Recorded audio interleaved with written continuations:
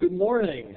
Our speaker this morning, Dr. Paul Goble, is a senior associate at the Carnegie Endowment for International Peace, where he works on problems of the post-Soviet successor states.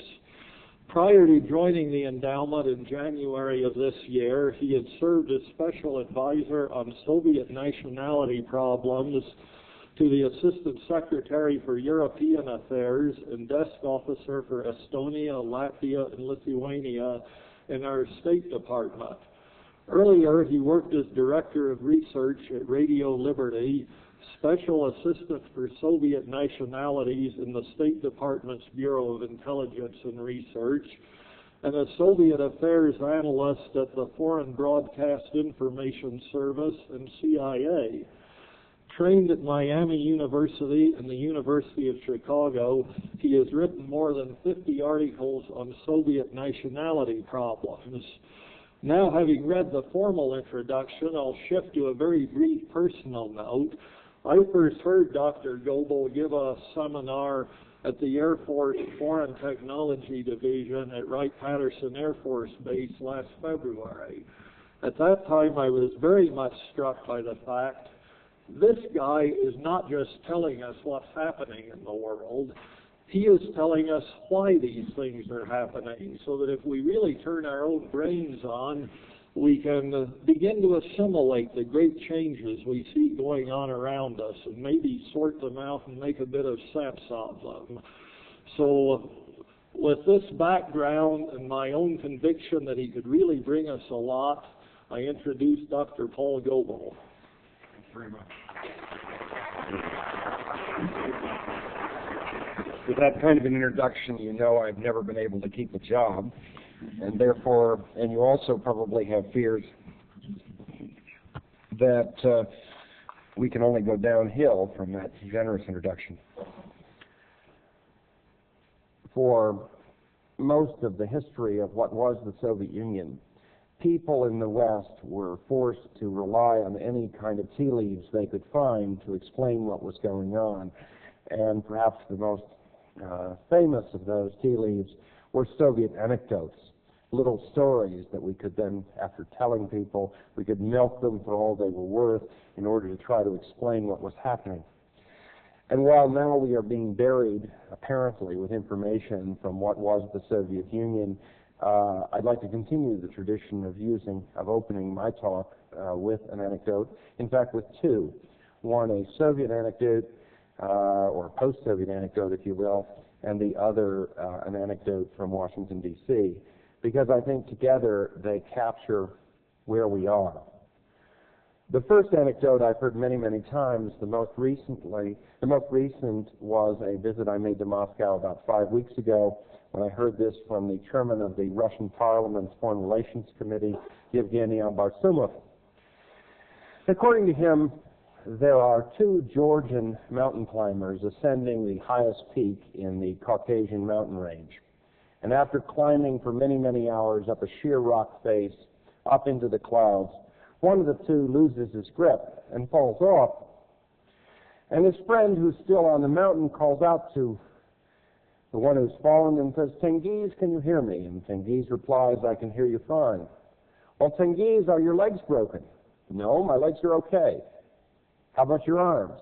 "Arms are okay, too." "How about your back?" "Back's fine." "Well," says the one who's still clinging to the mountain, "if you're in such fine shape, why don't you climb back up here?" To which the voice of Tengiz comes out of the clouds, "But I'm still falling." It has been fewer than 330 days since the end of the Soviet Union, which may seem like a lot of time, but in fact it's very little. And you needn't be as arch as the Chinese leader Zhou Enlai once was when asked what was the impact of the French Revolution. He said it was too soon to tell. To be very confident that it's probably a big mistake to be too terribly sure of what all this is going to mean. The one thing I'm absolutely confident of is that it's not over. And I will give you my one piece of economic advice of the morning, and that is do not buy maps, buy stock in companies that print maps, because there are going to be a lot more changes. My own guess is that there will be 600 plus countries in the world, up from about 200 now by the end of this decade. This is a process of a magnitude that we have not seen since 1918 and the end of World War I, and it is going to change the world. But if that is the anecdote that captures where the Russians now are, let me tell you one that comes from Washington, which I'm afraid captures where we are. This appeared in the comics pages of the Washington Post some months ago and shows a young boy who has just hit a baseball through a plate glass window. And his father is there comforting his son. He has his arm around him and he says, "Son, I want you to deal with your problems like a man. Lots of denial." I think that's where we are. I think we're so terrified of the implications of the death of the Soviet Union on ourselves that we are busily denying that they happened at all, and that the Soviet Union is gone, that we are making Russia into a surrogate. And we're failing to understand that the end of the Cold War is the end of what we were too. The most difficult problem of dealing with the post-Soviet reality is dealing with the post-Soviet reality as it applies to the United States. This morning, I'd like to explore with you what I think are the three basic questions that we need to be asking ourselves about this part of the world and what we do about it. First, why did this happen? Why did a country which looked like a superpower collapse, and so suddenly? Second, what's left? What's out there? Because I think a lot of people are under some delusions as to what's out there. And finally, what do we do about it? What does this mean for us? And granted, all my answers are going to be tentative, but I think we should at least begin thinking about those kinds of questions.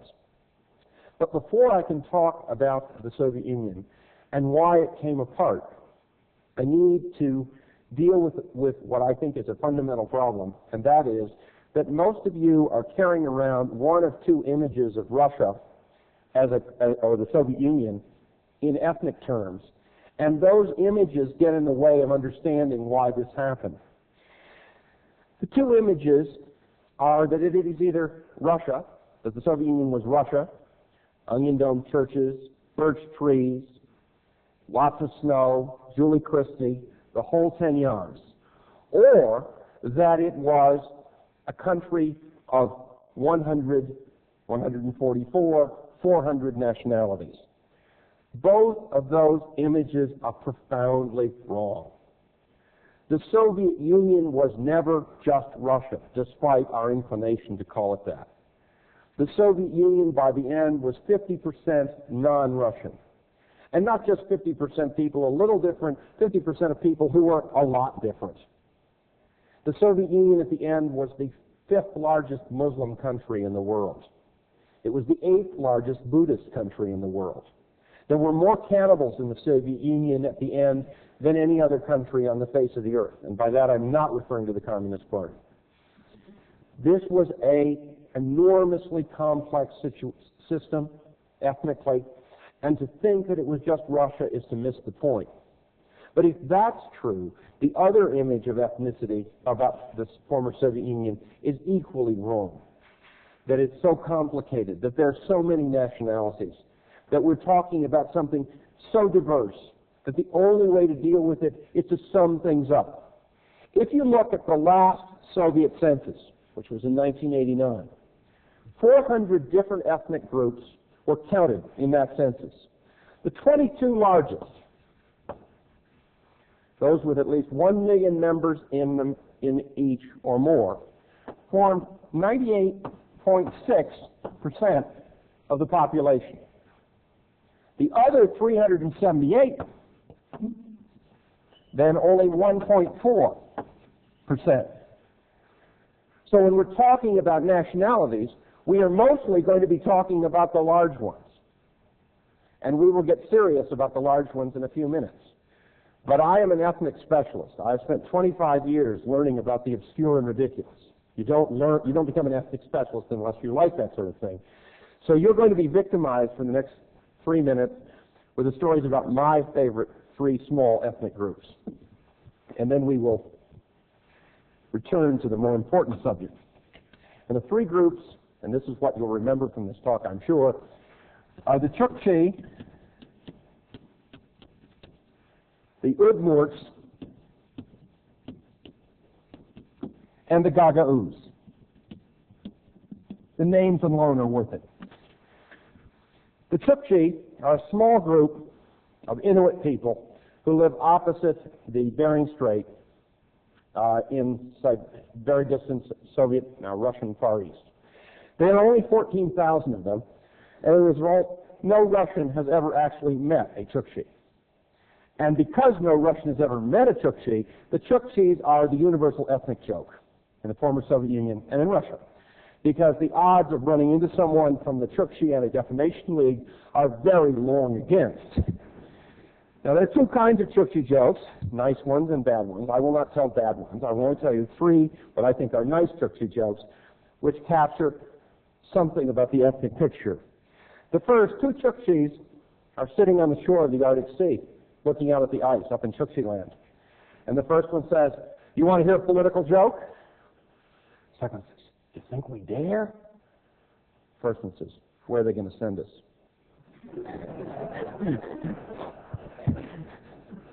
Second Chukchi joke. Young Chukchi gets in his car, drives all the way across Russia from Chukchi land to Moscow, pulls into Red Square, parks the car, and starts to walk away. And a young Soviet militiaman runs up to him, "Citizen, you can't park here. This is Red Square." And Chukchi says, "Well, look, officer, I've just driven 15,000 kilometers from Chukchi land. I don't see any no parking signs, and I think I ought to be able to park here." The militiaman's going crazy. He says, "But citizen, you understand, this is Red Square." He says, "Members of the Soviet government and even the Politburo go back and forth across here all the time." Chukchi looks at him, thinks for a minute, and finally his face brightens. He says, he says, "Thank you, officer. I did forget to lock up." Laugh, Chukchi joke.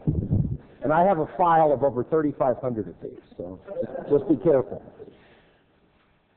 A young Chukchi teacher gets up in front of her class in Chukchi land and says, "Children, who's the most hated Russian ruler in Chukchi history?" And the children all chant, "Tsar Alexander II." And the teacher says, "And why, children, was Tsar Alexander II the most hated Russian ruler in Chukchi history?" And the children all know to repeat, "Because when he sold Alaska to the United States, he didn't sell Chukchi land too."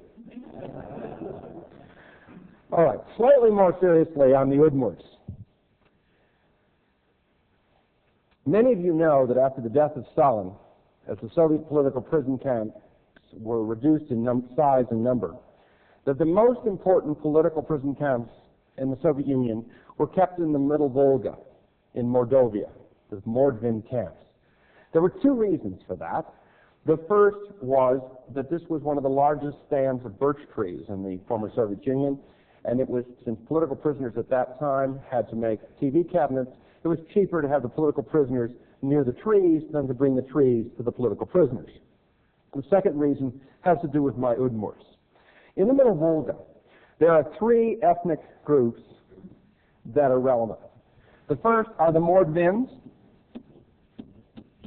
the second, the Mari, and the last, the Udmurts. Three Finnic groups. The second reason the camps were there was because of the Udmurts. Now, those of you with languages, which I assume is everyone, will instantly see a consonant cluster, told not to write in the dark part, M-R-T, from which in English we get mortal, human being. 70% of the four names of the 400 ethnic groups in the last Soviet census simply meant human being in the language of those people. This is a product of a Soviet policy we'll come back to in a few minutes. But as you notice, the Udmurts have a little extra. Ud. In Finnic, that is the imperative of eat. As in eat man, as in cannibals, as in that's what they were practicing until very recently. As in, until 1958, they were recruited as prison camp guards, allowed to wear human skulls on their belts, which exercised a powerful disincentive against prisoners thinking of escaping. And all of this would have been of mere historical interest, except for the fact that in 1989, the United States and the Soviet Union signed an INF inspection agreement, which required American scientists and military personnel to go to the wonderful city of Votkinsk to inspect a factory, which some of you may know about. Well, Votkinsk just happens to be the major city in Udmurtia. And before people went out there, Secretary Cheney asked me to brief the military types about what they would find. So I described to the American officers going out the culinary practices of the Udmurts and suggested that if I were they, I would travel in groups of at least 3 and carry A1 steak sauce. Well, given our highly disciplined military personnel, they got off the plane in Votkinsk, and the first question they asked their Russian host was, we hear people around here eat each other. And the Russians were not amused, and they said, who told you that? And they said, the State Department, because that's where I then worked. Not for long, but I did at that time. The Russians had a fit. The Literaturna Gazeta duly had an article denouncing this slander on the friendship of the Soviet peoples, pointing out that it was not true that the Udmurts were still eating people. It was the still that saved my neck.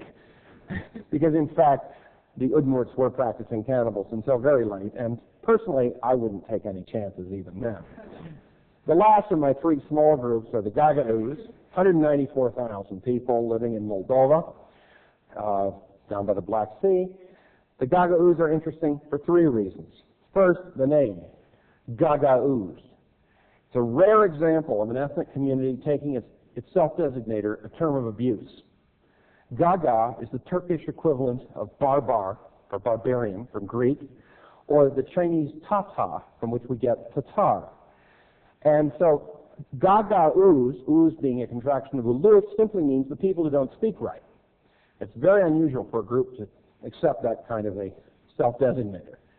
Second thing that's interesting about the Gagauz is that they're the only human group on earth that ever voluntarily accepted Islam and voluntarily gave it up. As a result, they were in Soviet times, in per capita terms, the most studied ethnic group in the USSR because people were desperately trying to figure out how you could get people to stop being Muslims. And last but not least, at 194,000, they are likely to be the smallest ethnic group that will end up with its own country as all of this continues to spiral out of control. The dismemberment of Moldova, which is being sponsored by Moscow and the Transnistria, is ultimately going to lead to the Gagauz becoming a country too. Just wait. As I've been telling people, the major thing this is going to mean for most American business types is that it's still going to be true that you're going to have to pay $100,000 to the right political party to get a good embassy, but now you're going to be required to pay $10,000 to be prevented from being sent to any number of bad ones. There are going to be that many of them out there. Okay, let me now suggest, before we turn to our questions, that the best way to think in terms of the numbers ethnically of the old Soviet Union is the following. Basic structure. The Russians, the people we think we know what they're about, 50%. The Eastern Slavs, Ukrainians and Belarusians, 20% more. The so-called Muslim nationalities, historically Islamic peoples, mostly Turkic, in the Caucasus, Central Asia, and Siberia, 20%.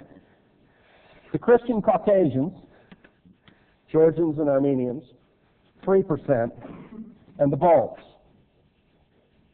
Estonians, Latvians, Lithuanians, 3% more. That gets you to 96% of the total. That is the basic ethnic pattern that determined much of what happened in the end of the Soviet Union. A number of things are obvious by inspection. First, the 3 Slavic groups, the Russians, Ukrainians, and Belarusians, who speak mutually intelligible languages. If there are any Ukrainian nationals present, my apologies, but it's still true.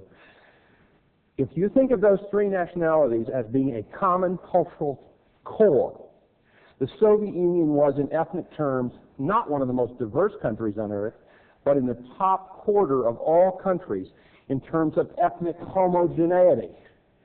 Since there are 6,000 ethnic groups in the world and only 200 countries, multi-ethnicity is the rule, not the exception. despite our image of the way the world works. Second, the Slavic groups were overwhelmingly dominant relative to the Muslims. That despite all the fears and the rather outrageous Rand Corporation papers of the late 70s and early 80s, this was not nearly as threatening as people suggested. And finally, groups that we pay a lot of attention to, the Balts and the Armenians and Georgians, are very, very small. The Estonians form only 0.4% of the population of the former Soviet Union. And yet those are the areas that we in the West tend to pay most attention to. Okay. Had to get that on the table. Now let's turn to our questions. Why did the Soviet Union fall apart? That's really two questions. Why did the Soviet Union fall apart ever? And why did it fall apart when it did? I would like to argue in terms of the first question that the Soviet Union failed because it was put together in a way that made its failure inevitable. Now there's an old joke that social scientists first tell you why things won't happen and then explain why they were inevitable. I'm happy to say I've been one of the people who said the Soviet Union is coming apart for a very long time, so I don't fall into that camp. But I want to argue that if you understand how the Soviet Union was put together and why Stalinism happened, you'll understand why the Soviet Union was going to fall apart at some point. Prior to 1917, the Imperial Russian government ruled over an area very similar to that ruled over by the Soviet state. And it was called an empire. But it was run in a very interesting way. First, there were the Tsarist authorities recognizing that fewer than 50% of its people were in fact ethnic Russians, actually about 43%, best estimate, made every effort to keep people from identifying in ethnic terms. There was no nationality line in the passport. There were no ethnic institutions, political institutions. There was no such place as Ukraine administratively. There was no such place as Armenia administratively. Because the Tsars understood that to talk about nationality is to talk about mass participation. And the Tsarist state was too weak to be able to contain those demands once they were made. So you can look at the last 200 years of Tsarist rule as being an effort to demobilize people, to keep ethnicity out of politics. And all of the things that we associate with the Soviet system didn't exist because the Tsars knew they couldn't handle it. But between 1914 and 1922, three things happened which changed everything. First, as a result of the successful exit of Finland, the Baltic countries, Poland, and the two provinces in Kars and Ardahan from Armenia to Turkey, and differential death rates in World War I and the Russian Civil War, the percentage of Russians in that population of what was ruled by the Soviets went from 43 to 68. Soviet Russia in 1922 was more Russian than that country had been since 1613. This was a Russian revolution. Russians were newly self-confident. They were aware it was their country in some ways. The second thing that happened is the entire rest of the periphery tried to leave. Belarus, Ukraine, Moldova, Armenia, Azerbaijan, Georgia, Turkestan, Central Asia, the Kazakh steppe, the Tatars of the Middle Volga, Siberia, the Far East, and on, and had been reconquered by a largely Russian Red Army. In short, you had a classical imperial situation with a mobilized central population ruling over a group of people through the use of force. And if people had looked at the facts on the ground, they would have recognized that at some point that's not sustainable. But the third thing that happened in that period, 14 to 22, obscured all this and meant that people in the West ignored the ethnic component. Indeed, most of you are of an age that if you took Soviet politics in American universities, you read Merle Feinstein's book, How Russia is Ruled, which does not even have a chapter on the nationality problem, which tells you how much this was ignored by American academics. The third thing that happened, of course, was the coming to power of the Bolsheviks. Lenin, Stalin, and all those wonderful people. And they denied that nationality was important at all. They said nationalism and national identity are some kind of, survivals of the past, part of the bourgeois stage of development. And under socialism, no one will be ethnically attuned. And Lenin said nationality is only to be used to create administrative structures so that we can project the revolution abroad. He had a plan for creating eventually a Polish SSR, a German SSR, an English SSR, an American SSR, and a Canadian SSR with a Quebecois autonomous republic within it. Only on the last one was he right. The rest weren't going to happen. Now, most people were so naive that they thought Lenin understood something. But one person who wasn't naive realized Lenin was full of it. And his name was Joseph Stalin. He wrote a letter, published only once in Soviet times, and the person who published it did not die in his bed, in which he said, Lenin, you just don't understand. He said, anybody who's been a country with its own army, its own diplomatic service, its own currency, isn't going to be willing to be a union republic, because being a union republic is not worth very much.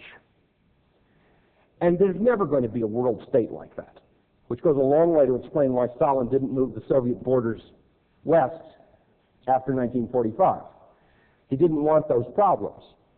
Instead, Stalin said, look, we can use ethnicity to build the kind of centralized repressive state we want.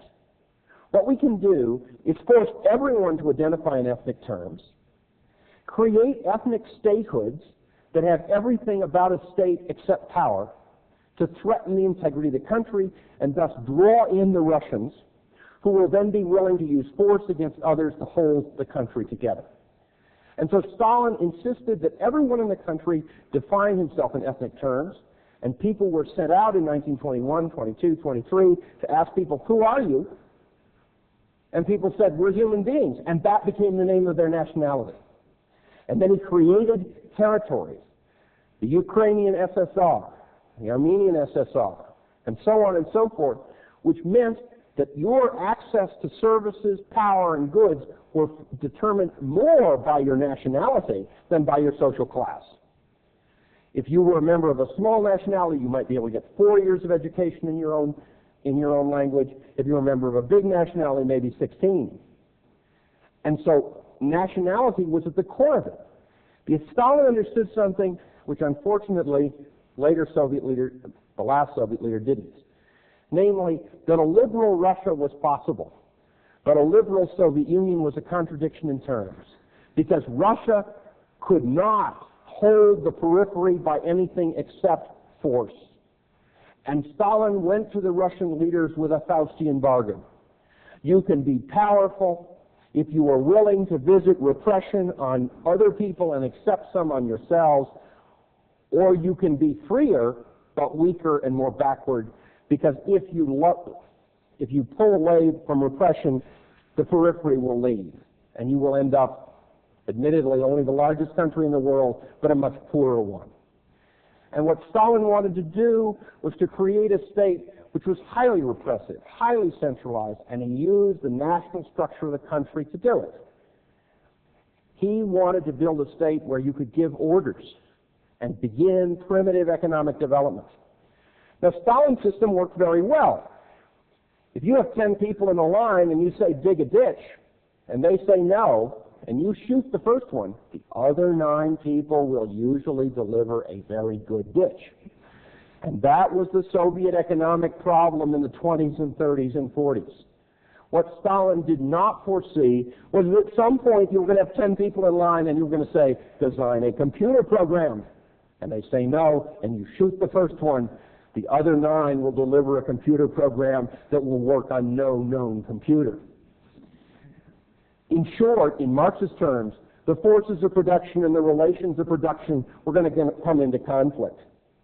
And at some point, the Soviet Union was going to either have to accept declining economic productivity, given economic change, and with the possibility that it would enter the 21st century, in the wonderful words of Zian Smiley, British journalist, as an upper Volta with missiles, or it was going to have to try to loosen up to make economic development possible, to make the sharing of information possible, in which case the integrity of the Soviet Union would be put at risk. And that was eventually going to happen. When, it wasn't clear. But certainly by the 70s and 80s, it was obvious to everyone except CIA's economics unit that the Soviet Union was in trouble. That economically it was on the downturn, technologically it was increasingly behind, relying on theft of technology from abroad because it did not have the capacity to develop it itself, and that something had to be done. And that gets us to why did the Soviet Union collapse when it did. And I'd like to suggest that it was this general coming together, this cross of technological and economic imperatives with the political imperative of holding the country together by force. And exacerbating that tension were three things in the late 80s and early 90s that brought the Soviet Union down. First, Star Wars. Second, MSG, not the chemical, Mikhail Sergeyevich Gorbachev. And third, the vaults. Star Wars was the perfect weapon against the Soviet system because Star Wars presupposed radical technological change. It presupposed a massive sharing of information, and that's why Gorbachev fought so hard to keep it from being deployed and tested. Remember at Reykjavik, he was prepared to give away anything to keep Star Wars from being developed. Because if we had said, we'll match the Russians and Soviets tank for tank in the Fulda Gap, that changed nothing about their technological or political arrangements. But saying we were going to do Star Wars technology would have meant the massive sharing of computer information. And this was a country that even in 1990 did not allow people to own their own computer printers. I mean, we forget, even after 5 years of Gorbachev, it was illegal to have your own computer printer. I say all this with some trepidation because I always thought Star Wars was one of the great con games in the world. It was largely, in my view, a welfare program for the Southern California middle class, and that it would never work, that it would never shoot a missile out of the sky. And I've said that to lots of people. I remember having a conversation about it a year ago in September in the Baltic countries with one minister, a very brilliant scientist, and I said, I didn't think it could work, and he says, Paul, you don't understand. Of course it could never shoot a missile out of the sky. But don't you see, it has already blown a country off the face of the earth. And in fact, President Reagan's Star Wars played an enormous role. It is not accidental that 3 of the prime ministers or presidents of the successor states have children named Ronald, which I put it to you is not a typical Estonian or Uzbek name. The second and more powerful force that brought the Soviet Union down was MSG. The totalitarian theorists were right. It would take an enormous kind of blow to destroy this system. They were wrong in thinking it had to be a war. They didn't know about Gorbachev. Mikhail Gorbachev was without question the most incompetent leader that country had ever had, who did not understand why his country was in the condition it was, because he read too many Western social scientists. Gorbachev thought the Soviet Union was bad because of Stalin, and Stalin was bad because he was evil. Yes, Stalin was evil, and the Soviet Union was bad, but there were reasons that Stalinism was possible, and Gorbachev never understood them. When Stalin set up his system, one of the things he did was to ensure that all leaders would understand in the future how the nexus between multi-ethnicity and force, by requiring that every Soviet leader on the way up would serve time in a non-Russian region of the country so he'd feel on his own skin the tension between ethnicity and coercion. And between 1921 and 1985, every Soviet leader, every single one, serves an apprenticeship in a non-Russian region of the country and writes articles and gives speeches on the nationality problem.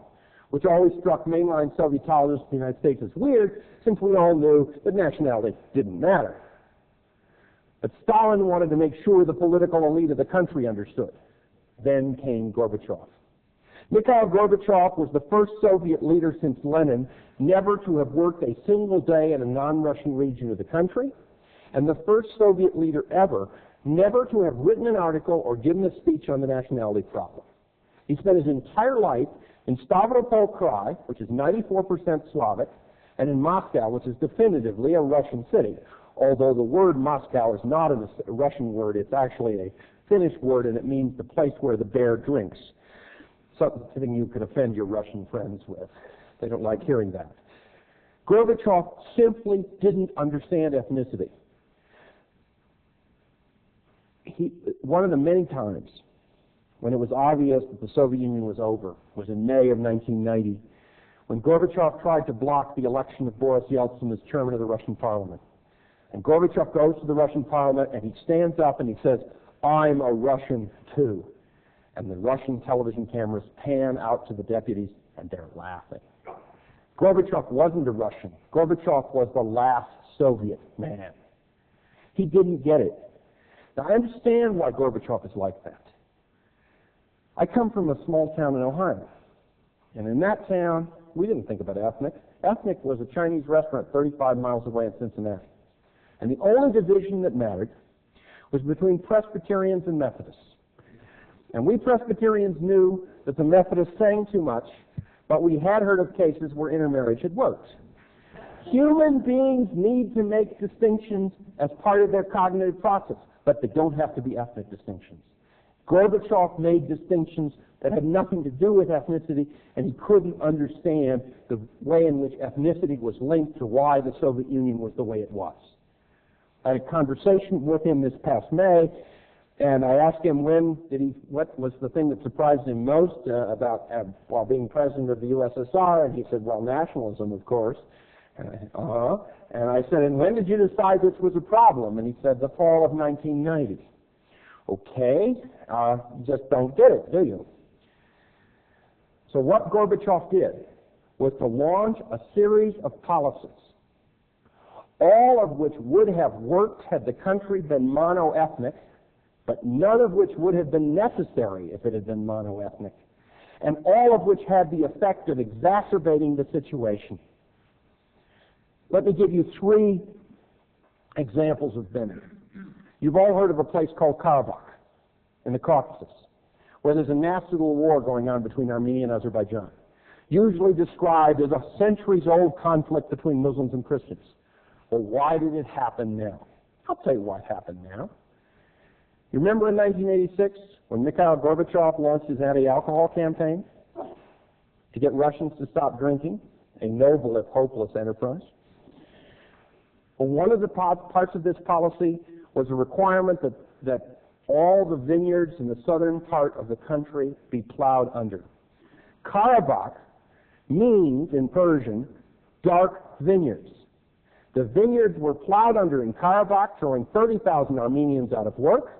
The Azeri government refused to help them. The Armenian government tried to get involved, and that was the beginning of the Armenian-Azerbaijani war. It wasn't just accidental. It wasn't this centuries-old conflict. It had directly traceable to this anti-alcohol policy.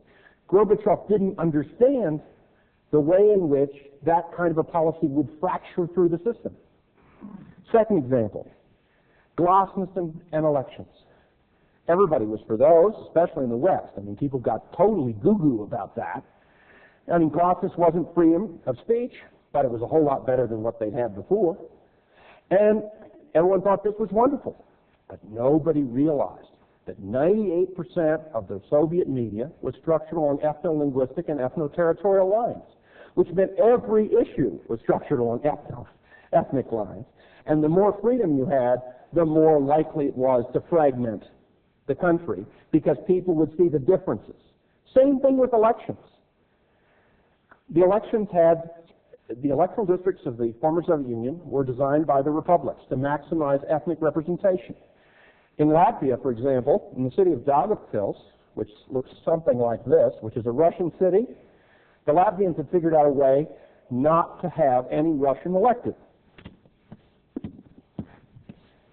That's what the electoral districts look like, so that there would be Latvian majorities in the countryside to defeat Russian majorities in the cities. So you exacerbate ethnicity by having elections. But more important, Gorbachev refuses to stand for election himself, and so the only governments that are legitimate by 1991 are the republic governments, and especially the Russian government. Boris Yeltsin has been elected to something. Mikhail Gorbachev was never elected by the people to anything. And that meant that for the first time ever, Russia had become a republic, and it ceased to look at the center as anything as Nosh, but as rather as an enemy, just as the Balts and the Kazakhs and others did. And last but not least, my favorite Gorbachev policy. I call it Operation Shoot Yourself in the Foot. A policy so outrageous that if one of you comes up with one like it, half the super grade is guaranteed. In 1988, the General Staff came to Gorbachev and said, the schools are running out of money, and they're cutting back on pre-induction military training, and as a result, our draftees aren't as ready to learn how to fight as they used to be. So Gorbachev announces the following plan. He announces that he is willing to have the Republic military commissariats, these are the local draft boards, distribute any and all weapon systems and ammunition, except tactical and strategical nuclear weapons, to any group of veterans, read the entire adult population, male population, who promise to train people how to fight. It takes the Azerbaijanis about 2 nanoseconds to realize that this is the way you arm Azerbaijan. It takes the Armenians about a half a nanosecond longer to realize this is how you defend Armenia. In 1 year, the number of guns in private hands in the Soviet Union goes from 35 million to 65 million as a result of Soviet policy. Gorbachev, as his country is falling apart, opens the armories to the population. And we're not talking just AK-47s. We're talking tanks, helicopters, APCs, fixed-wing aircraft. This policy is announced in the southern republics in newspaper articles entitled, How to Acquire a Tank. Как приобрести танк. Now, you know, one of the rules of thumb is that if your country is falling apart, arming the population is not clever. But that's what Gorbachev did, the world historical political genius. But if Gorbachev was disastrous when he was ignoring nationality, he was even worse when he started focusing on nationality. We could talk about many things, but let me just mention one, which got so much praise in the United States by people who simply didn't understand. You remember the New Union Treaty? Remember how the New Union Treaty was going to solve everything? The New Union Treaty was the first time in my lifetime that a government has written a suicide note. What was wrong with the New Union Treaty? 3 things. First, if you need a new Union Treaty, what does that imply about the old Union Treaty? That it's no longer valid. So that republics that never thought about independence now have to think about it. They're already out, they have to join something new. The old is dead. That radicalized a lot of Central Asians and Caucasians who'd never thought about independence. Second, Gorbachev said, it's going to be completely voluntary, but all 15 of you are going to sign it. If that works with your kids, it doesn't work with mine. It took them a half a nanosecond to realize that it wasn't going to be voluntary, that it was going to continue to be repressive, not voluntary. By insisting that everyone sign, Gorbachev guaranteed that ultimately no one would sign, because there were 3 republics that were never going to sign a Union Treaty: Estonia, Latvia, and Lithuania, the 3 countries that we'll come back to in a minute, who were illegally incorporated into the Soviet Union during World War II. And so by insisting on all of them, you got nothing. Last but not least, Gorbachev said, I want republics to share ideas, to talk to each other, to discuss what they want. Well, this was not clever. You've heard of Kyrgyzstan. It's over near China. The United States has proclaimed it a European country. I have real problems with that. In April of '91, the Kyrgyz scrapped the European calendar because it was a remnant of Russian imperialism. They refused to adopt the Muslim calendar because it was a remnant of Arabic imperialism, and they went back to a pre-Islamic calendar based on animal months. They announced this on Lenin's birthday in '91 and said it's the 22nd of the month of Ram. And 3 months ago, they came up with my favorite month so far, best translated in a mixed audience as the time at which the gazelle copulates, this being a well-known European country. In any case, in January of '89, the Estonian government became the first to make its own language the language of the republic, the state language. And after they had passed this law, the Estonians were so proud of it, they sent it to all 14 other republics. Well, 13 of the 14 republics did the right thing, throwing it away or turning it into the KGB. But the Kyrgyz thought it was neat. So neat that they copied it word for word, changing only the word Estonian and inserting the word Kyrgyz. But when the great data passed the Kyrgyz law making Kyrgyz the state language of Kyrgyzstan, problem came up. Kyrgyz typography not being any more progressive than Kyrgyz anything else, the draft law came with a huge white splotch in the middle of page 1. What to do? Well, they could put off the vote, in which case it looked like they were knuckling under the Russians, so they didn't want to do that. Or they could find somebody with good handwriting to fill in all the words that had been left out. But nobody had decent handwriting. And this was all done on Kyrgyz television, so we were watching it all. And the third thing is what they finally did. They adopted an amendment. The last paragraph of the Kyrgyz law making Kyrgyz the state language of Kyrgyzstan reads, and I quote, "The Estonian version of this law is equally authoritative." That's what it came to. And as a result, when the coup happened in August, there was nothing left. But it was the Balts, the third element in this triad, who really did it in. As I said, the Balts never accepted being part of the Soviet Union, and with Gorbachev's liberalization, they expected to be able to leave. They expected the West would help them out. After all, the United States had said for 50 years, we do not recognize forced incorporation of all the countries into the Soviet Union. But the West, of course, did nothing of the sort. The West was gooey-eyed with Gorbachev. So the Balts didn't know what to do. And Gorbachev figured he had them. And so Gorbachev said to the Balts, "You aren't special. You have to be like all the other republics." That depressed the Balts for about a year. Then they figured out what to do. The Balts said to themselves, "If we have to be like all the other republics, what we will do is make all the other republics just like us." And in December '88, January '89, a series of meetings is held of the three Baltic People's Fronts, the first People's Fronts, in Jurmala, just outside of Riga, where a decision is made to destroy the Soviet Union. The Soviet Union is parceled into three parts. Lithuania is given Belarus, Ukraine, Moldova, Moscow, and Leningrad. Latvia is given European Russia, outside of the two capitals, and the Caucasus. And Estonia is given Siberia, the Far East, and Central Asia. Three People's Fronts agree to organize People's Fronts everywhere, independence parties, independent newspapers, free trade unions, and to provide training sessions for people on how to destroy Soviet institutions.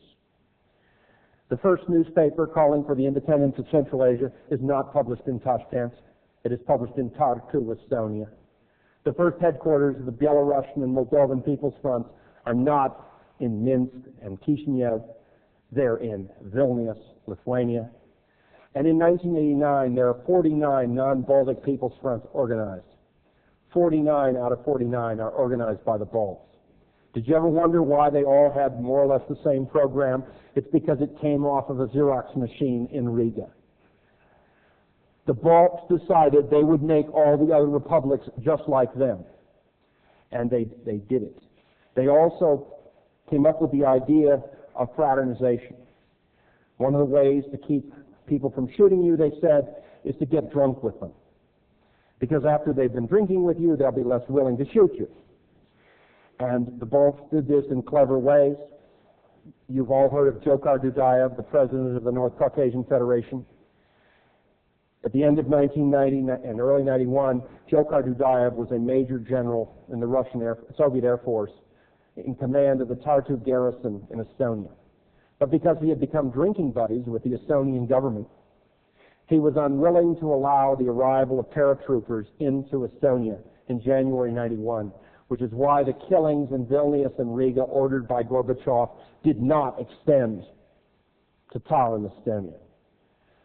The Balts played a major role, and one of the reasons we're seeing the brutality against the Balts right now in Moscow is because the Russian nationalists are aware of exactly how much the Balts did. I was in Moscow a month ago, and Sergei Stankevich, who's the presidential counselor and slightly to the right of Attila the Hun, comes up to me, points his finger at me because I've been involved with the Balts for a long time. He says, first you destroyed the Soviet Union, now you want to destroy Russia. And I turned to him and I said, why leave a job half done? The Russians blame the Balts for their problems. And what they are doing now is not because of what the Balts are doing to local Russians, but this is striking back because of their perception. Okay, so at the end, the Soviet Union collapsed in its own way. And it was pushed along by those three forces. So what's out there? Well, I'll tell you what isn't out there. The CIS, the Commonwealth of Independent States. Indeed, every time you hear CIS, you should say boom, bah, because that's the only way to think of the CIS. It was created for three reasons. First, to assure certain large, nervous North American countries that nothing much had happened, since we were all paranoid. I mean, we were still thinking it was the USSR after all. Second, it was to protect Boris Yeltsin, the most pro-non-Russian Russian leader Russia has ever had, from the question from the right, who lost Ukraine? And third, it was designed to provide a minimal negotiating arrangement for dividing the skin of the bear. All three of those things have lost their value. The real danger now is that Russian nationalists see American support for CIS, and we're the only large country in the world that still believes that CIS is real. Our office dealing with this part of the world is called the Office of Independent States and Commonwealth Affairs. They see the CIS as the matrix by which Russian imperial power can be reasserted. So support for the CIS is very, very dangerous and problematic. So what is out there?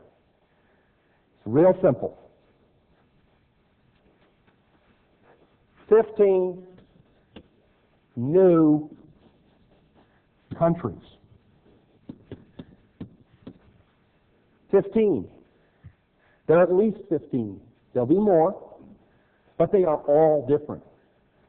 The idea that all of these have the same fate, they're all going to move in the same direction, is nonsense.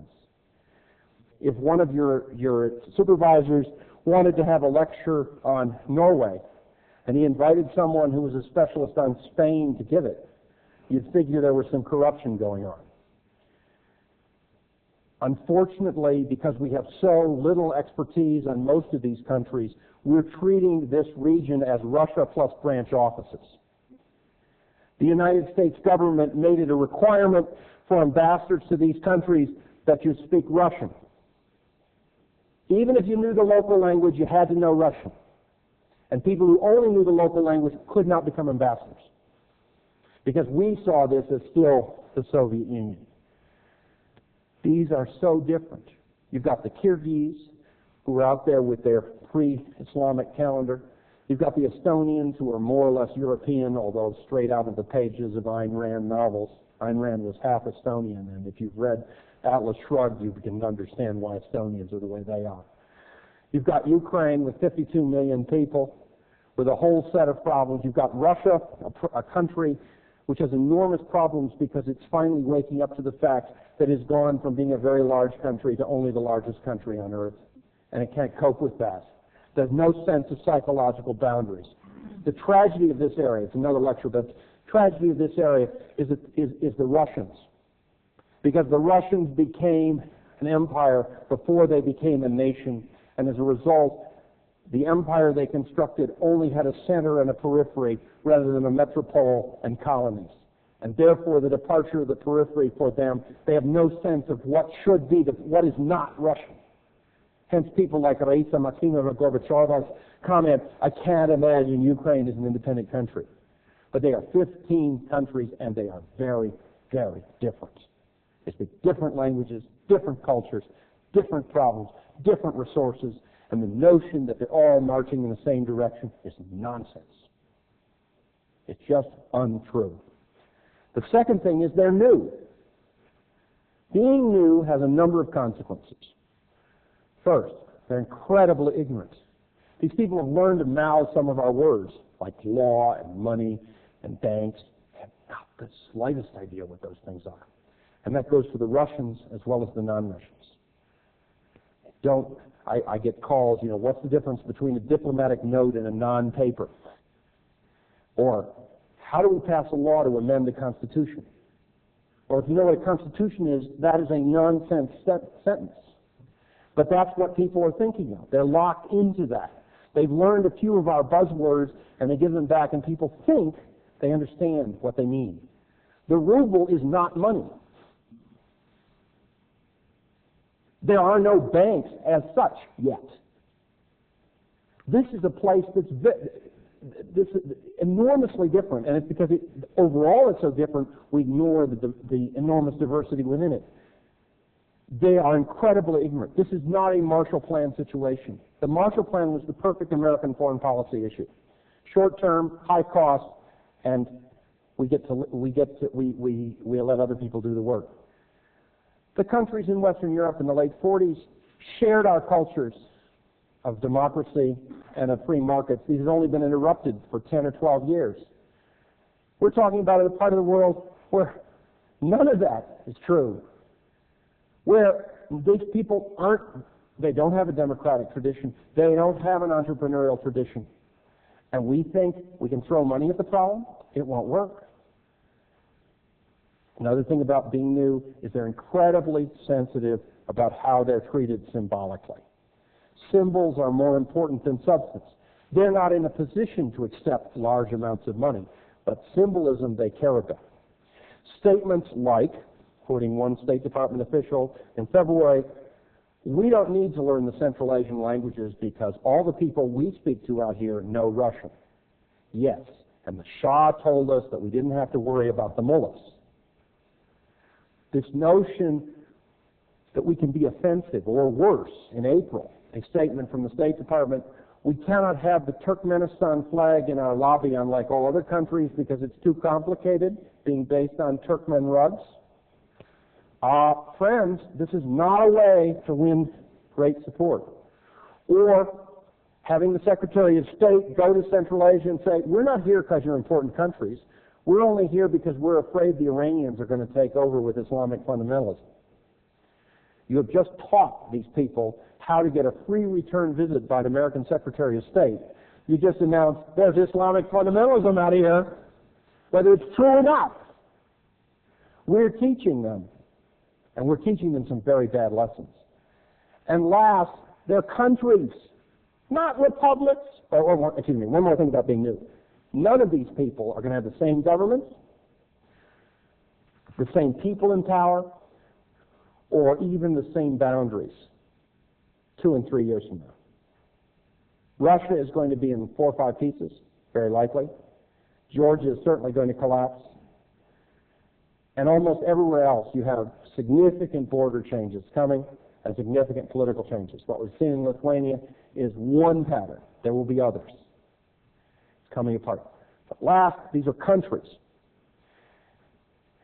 We can't keep treating them as branch offices of Russia. We can't keep thinking that there's something less than quite our crowd.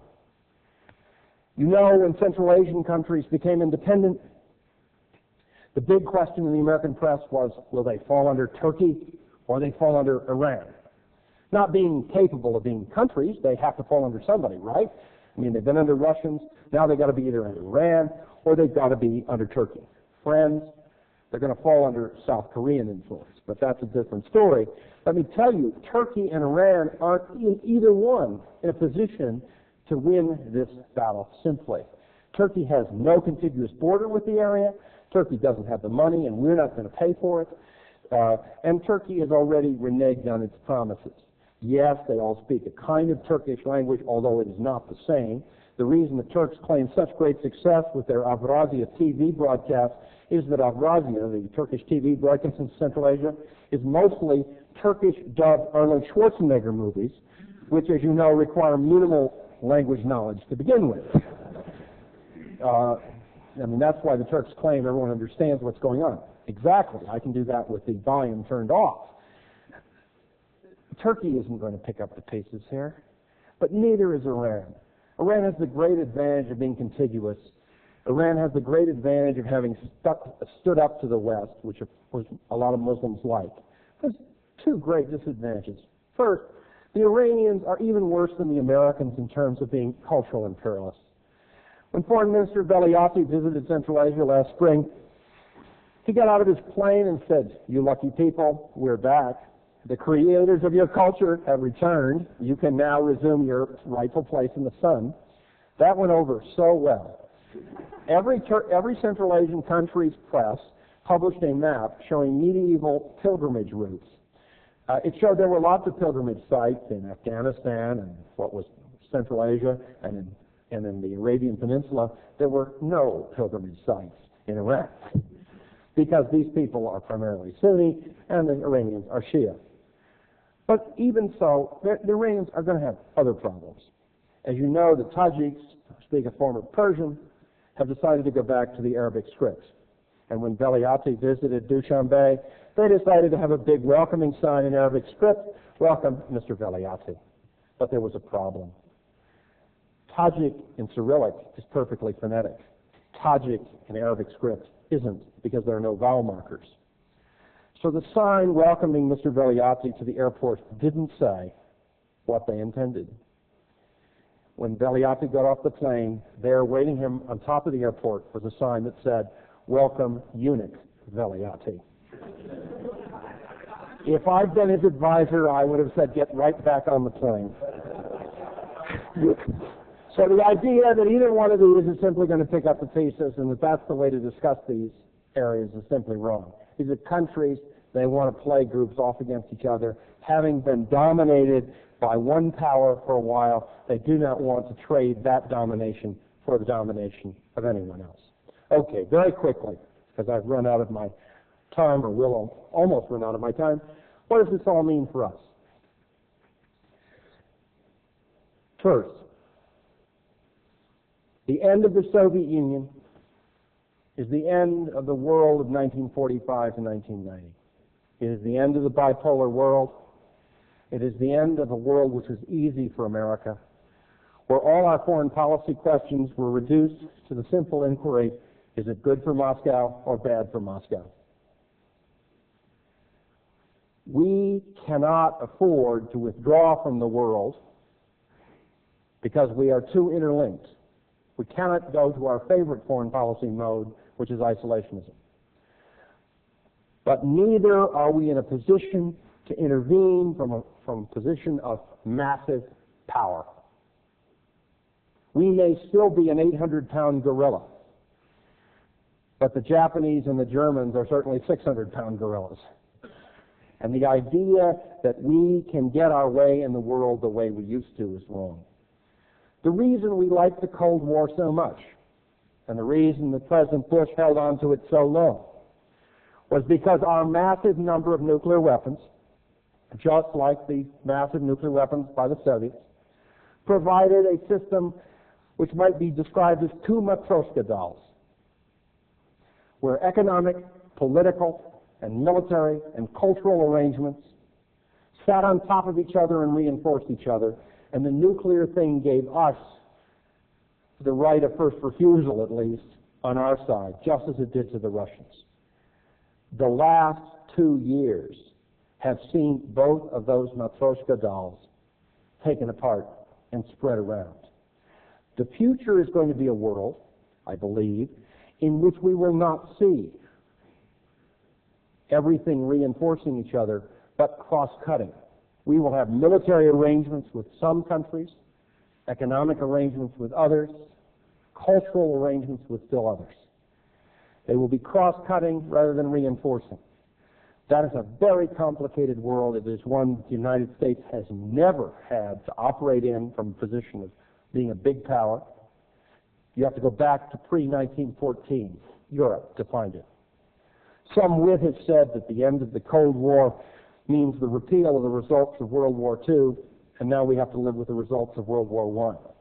We're rapidly going to be living with the results of the War of 1870 and the War of 1848.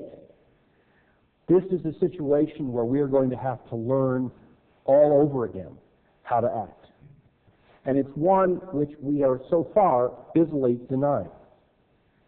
We're not going to be able to get our way the way we have in the past. We are not going to be able to act independently as we have in the past. We are going to have, unfortunately, more need for a military, but of a different kind. What is happening in Bosnia is the beginning, not the end. We will look back at our failure to do anything in Bosnia early on as one of the great mistakes of American foreign policy, because the idea of ethnic cleansing has now spread east. And there are Russians who have taken it up and who are talking about applying it around the periphery of the former Soviet Union. And it's a very, very dangerous thing.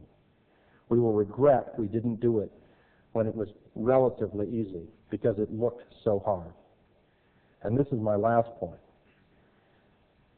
We didn't understand, in general, why the Soviet Union fell apart, because we were looking at the single big picture. We didn't look at all of these small elements underneath that meant the place was going to come apart. We're doing the same now. We were comfortable in a world where the danger was of a single big war, a thermonuclear exchange between Moscow and Washington. That danger has largely passed.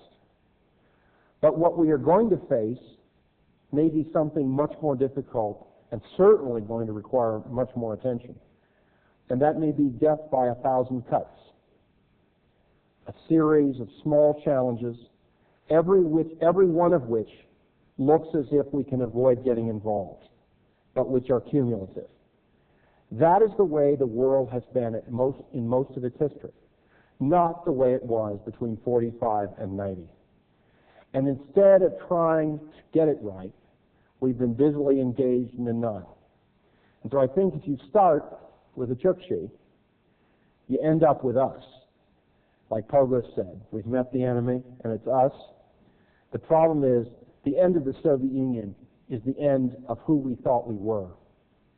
5 years ago, Georgy Arbatov, the rather sleazy head of the Institute of USA and Canada in Moscow, said in a press conference that Gorbachev was going to do something to the United States which was far worse than anything anyone had done before. He said, we're going to take away your enemy. I don't think that Arbatov thought that meant that they were going to destroy the Soviet Union. But the fact is, without an enemy, without a single clearly defined enemy, the external source of discipline on our country is gone. And the kinds of things we're going to have to choose to do, we're going to have to start behaving like adults, but maybe not like the manly virtues in the anecdote I told at the beginning. Thank you very much.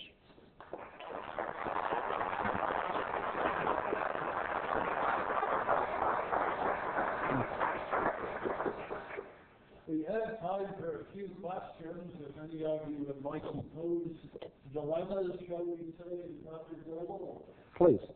I heard in the last few days about elections in Lithuania, and that partisan pundits were said that contributed to their naivety. Oh, no, I think, first off, Boris Yeltsin's former communist, too. Most of the problem in Eastern Europe and the former Soviet Union is that the people who were competent were part of it, had bad past because they were in the party. The people who had pure past, who were political dissidents, generally weren't that competent. And so how do you work it? Initially, the desire is to go with the people who are pure as the driven snow.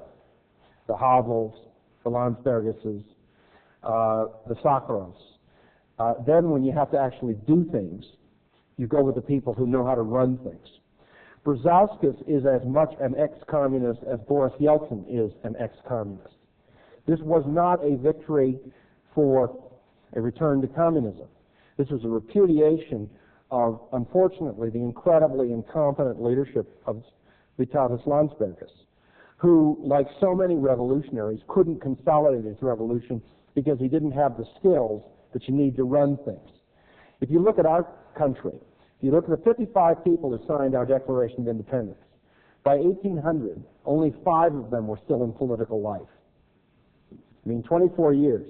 That the people who make revolutions and the people who consolidate revolutions are usually 2 very different groups of people. And what I think, Brzezinski is going to be a very different person in terms of speed of economic reform, in terms of dealing with the Russians. But it's not a return to communism as such. The president of Latvia occupied the first secretary's job as Communist Party chief in Latvia at the same time Brzezinski occupied that position in Lithuania. But no one is saying that Gorbachev represents, some kind of return to a communist past. People break with the past. I think that the idea that these people were going to go straight to free market capitalism was nonsense. I think we in the West have made a fundamental error in thinking that economic change is the only way to go. We have told the Russians that the only thing we care about is economic reform, without worrying so much about political reform. We've assumed democracy exists. And what do you do when you do that? Well, eventually the economic situation gets so bad that the political situation changes. And if Russia or any of these countries got their economics perfectly, but the politics went wrong, our policy would look like rearranging deck chairs on the Titanic, which I'm afraid is exactly what it looks like. I think we shouldn't have been pushing so hard for the free market approach. Eventually that's a good idea. We should move in that direction. But in the Baltic countries where I go quite often, things are grim because of this effort to go, to jump from a totally controlled environment to a total free market. And one of the consequences of that, another consequence is that the free market is being taken over by ex-KGB and the mafia. And that's a rather ugly bunch of people too. You're not a democracy just because you have free elections. You're not a free market just because you announce that you can have private property. Both of those things require enormous amounts of institution building. And the idea that this is, somehow over. Today is, I think, the 328th day since the end of the Soviet Union. We don't even have the right maps on our walls yet about these countries, and yet we expected them to make this enormous leap. It is amazing how far they have gone. But we should expect, and Landsbergis was an obvious candidate. That's already happened. It happened in Georgia with Shevardnadze coming back, who's a real nasty ex-communist. I mean, I know Brzezinski personally, and Brzezinski is more like a big city ward politician than he is some kind of communist. He's a guy who wants to make the system work. He's the kind of person who would join any political system going to make things work. I keep thinking of him because he's a big, gruff guy, a sort of Henry Hyde of Chicago, if you know Congressman Henry Hyde. I mean, different politics, but that kind of style. And Brzezinski is not, a doctrinaire communist. I'm in one way glad that Landsbergis was repudiated because the Zionist faction had behaved just unbelievably badly recently. I think Lithuania has the most difficult path of the 3 Baltic states to being independent because of Kaliningrad, the non-contiguous part of Russia, that Russia's always going to insist on access to. And I think Brzezinski will be able to talk to Yeltsin. Landsbergis certainly can't. Do you think manufacturing ethnicity in the United States is going to cause us trouble? Yes. Yes. I think we're going down a slippery slope which is real dangerous. I think that we're going to discover too that you cannot politicize and territorialize ethnicity without increasing the amount of coercion in the society. And I think we're making some very fundamental mistakes. Do I think we'll avoid them? No, not a chance. But do I think that we're making mistakes? Yes. What we will, of course, you see, I don't believe that the borders of the United States will be where they are in 10 years, because I think Canada is going to collapse, and when it does, I think that's going to reorder a lot of North America. The state of New Columbia, which will be the rich western part of Canada, plus Oregon, Washington, Northern California, Southern California having slid into the sea by that point, Alaska. The United States will do the smart thing and take in the incredibly poor maritime provinces, and the Quebecois will be headed by people like Landsbergis and engaged in some kind of cultural thing. No, I think we're making a terrible mistake to politicize and territorialize ethnicity. I think what we don't realize is the minute you politicize and territorialize it for one group, you create demands for new groups to enter in. And soon there will be so many groups out there, each of which has to be guaranteed something, that we will find it very difficult to manage this society. It may very well be that running a liberal state, and by liberal I mean a 19th century liberal state, which is based on the individual as citizen rather than as member of 65 collectivities, is not very possible. It hasn't worked most places in the world. But I hate to see us do things that speed up the process of its decay. And so yes, I think we're doing it not for the same reasons. Many of the reasons we're doing it are noble, given the horrific past with respect to a number of these groups. But some of the remedies may be ultimately worse than the disease. I fear that as an American. I think we can only entertain about one more thought. Really? You're fine. Okay, please. Are we, Washington and so forth, making any progress in adapting to this changed role which we must play?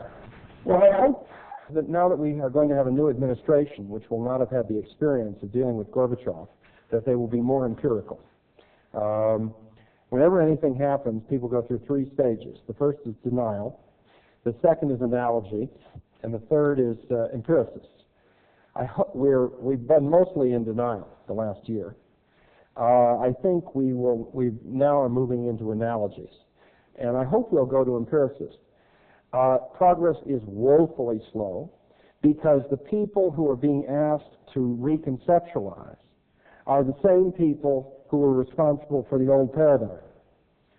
I mean, if you want to take Thomas Kuhn, I mean, this is like asking the people who put Galileo away to come and write the textbook on how Galileo was right. It took 400 years, for that group to come around. I think it's going to take a long time, and no one has an answer. I mean, that's why I organized my talk in terms of questions. I don't think anyone has an answer, a definitive answer. In fact, I would argue that answers as such don't exist. But even a general understanding isn't there. I think we don't realize how massively the world has changed. You may have all seen that wonderful PBS series, The Day the Universe Changed, about scientific and technical developments that, looked small but then transformed, culture and everything else around. Well, I think the end of the Soviet Union is like that. And I think that there are a lot of people who have nostalgia for the USSR over there, and there are a lot of people who have nostalgia for the USSR here, because that world was an easier one to navigate in. And there are a lot of people who want somehow Russia to fulfill the functions, to be the functional equivalent of the Soviet Union. If we go down that route, if we push Russia in that direction, the foreign policy of Russia is going to change and move to the right big time in the next month or so. Yeltsin, I believe, will stay in power into probably till '96, or stay in office, but he may not be the source of policy initiative.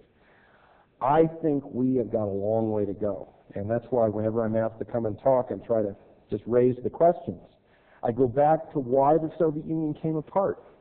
Because unless you understand the forces that pulled it apart, you can't, I think, get a handle on what we should do about it. Because if we start trying to act as if, ethnic autonomous formations are a good thing, we don't realize that that's creating an incentive for the use of coercion and so on and so forth. And we will end up giving advice that will be just the result, that will have consequence just the opposite of what we intend. Now, people are making progress, but I get called in routinely when I write nasty articles about the Bush administration to people at the NSC. And they yell at me. And they say, you don't understand, blah, blah, blah. We're doing all these good things. And there on their walls are always the maps of the Union of Soviet Socialist Republics and their descriptions of themselves as, officer for the Union of Soviet, NSC officer responsible for the USSR. And I tell them, when you get a new map and you get a new title to reflect the new reality, then maybe you can talk to me about how I don't understand the situation. If any of you would like to explore any of these issues further with Dr. Goble, if you'll come forward and let me know, I'll look over our agenda for the day and work something out with you. And with that, let us adjourn this particular session.